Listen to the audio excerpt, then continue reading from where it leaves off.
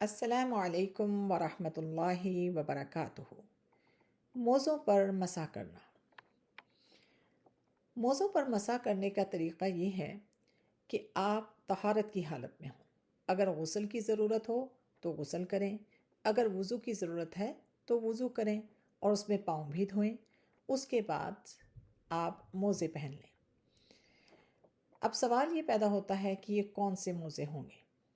دیکھیے، ایک تو موزے وہ ہیں کہ جن کے اوپر اور نیچے چمڑا لگا ہوتا ہے، یہ موٹے کپڑے کے ہوتے ہیں۔ ان میں آپ ان کو پہن لیں اور ان پر مسح کرنا جائز ہے۔ دوسری کیٹیگری وہ ہے جو کہ موٹے کپڑے کے ہوتے ہیں، اس میں اوپر تو چمڑا نہیں لگا ہوتا لیکن نیچے چمڑا لگا ہوتا ہے، یعنی پاؤں کے تلے پر۔ ان کو پہن کر بھی موزوں پر مسح کرنا جائز ہے۔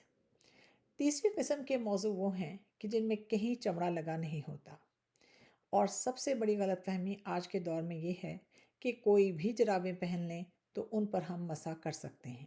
ایسی بات نہیں ہے۔ دیکھیے، اگر چمڑا نہیں لگا ہوا تو پھر یہ موزے جو ہیں یہ خاص شرائط والے ہوں گے۔ ایک تو یہ کہ یہ موٹے کپڑے کے ہوں، دوسرے یہ پانی جذب نہ کرتے ہوں، تیسرے یہ کہ یہ پنڈلی پر ٹکے رہیں ٹائٹلی، یعنی یہ نیچے رول نہ ہوتے ہوں، اور ان کو پہن کر پیدل چلنا ممکن ہو۔ کتنا پیدل چلنا؟ تقریباً 3 میل۔ اب سوال یہ پیدا ہوتا ہے کہ کیا ایسے موزے مارکیٹ میں دستیاب ہیں؟ تو اس کا جواب ہے جی ہاں، یہ بالکل عام دستیاب ہیں، اور اگر آپ گوگل پر سرچ کریں تو آپ کو بڑی آسانی سے مل سکتے ہیں۔ ان موزوں کو کتنی دیر تک ہم پہنے رکھیں اور مسح کر سکتے ہیں؟ تو اگر آپ سفر نہیں کر رہے تو اس صورت میں تو 1 دن اور 1 رات تک، یعنی 24 آورز تک موزوں پر مسح کرنا جائز ہے، اور اگر آپ سفر کی حالت میں ہیں تو اس صورت میں 72 گھنٹے موزوں پر مسح کرنا جائز ہے۔ اب یہ وقت کا تعین کیسے ہوگا، اس کی میں آپ کو ایک مثال دیتی ہوں، اس سے سمجھ لیجئے۔ زید سفر نہیں کر رہا، وہ مقیم ہے۔ اس نے صبح 5:30 بجے وضو کیا، اور اس نے وضو کر کے اس نے موزے پہن لیے۔ 7:30 بجے اس کا وضو ٹوٹ گیا۔ اس کے بعد 11:30 بجے اس نے دوبارہ سے وضو کیا اور موزوں کے اوپر مسح کیا۔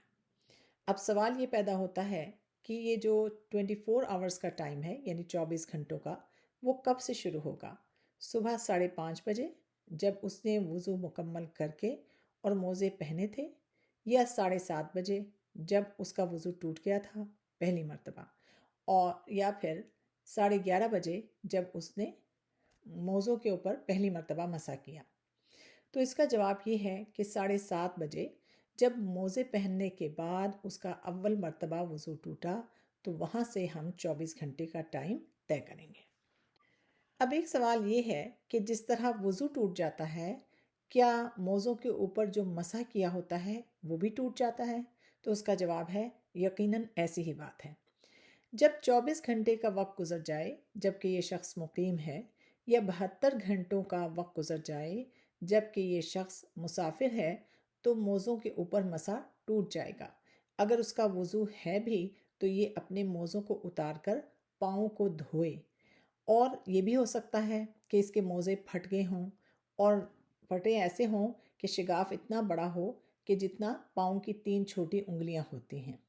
چاہے وہ شگاف ایک جگہ ہو یا موزوں کے مختلف حصوں میں ہو، کہ وہ سب ملا کر پھٹن اتنی ہو جائے جتنا کہ پاؤں کی 3 چھوٹی انگلیوں کی جگہ ہوتی ہے، تو اس صورت میں بھی موزوں کے اوپر مسح ٹوٹ جائے گا۔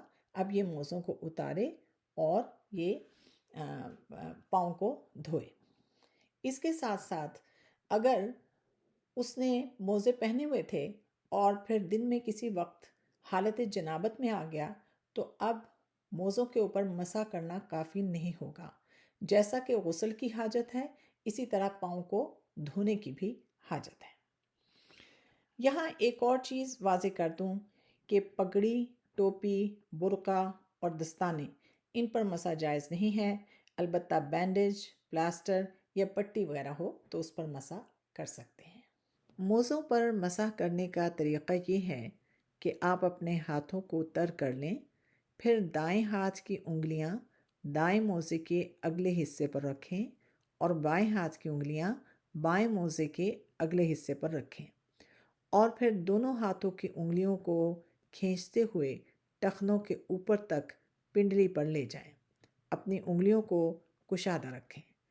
واضح ہو کہ موزوں پر جو مسح ہوتا ہے وہ پاؤں کے اوپر والے حصے پر ہوتا ہے، پاؤں کے تلے پر نہیں ہوتا۔ السلام علیکم ورحمۃ اللہ وبرکاتہ۔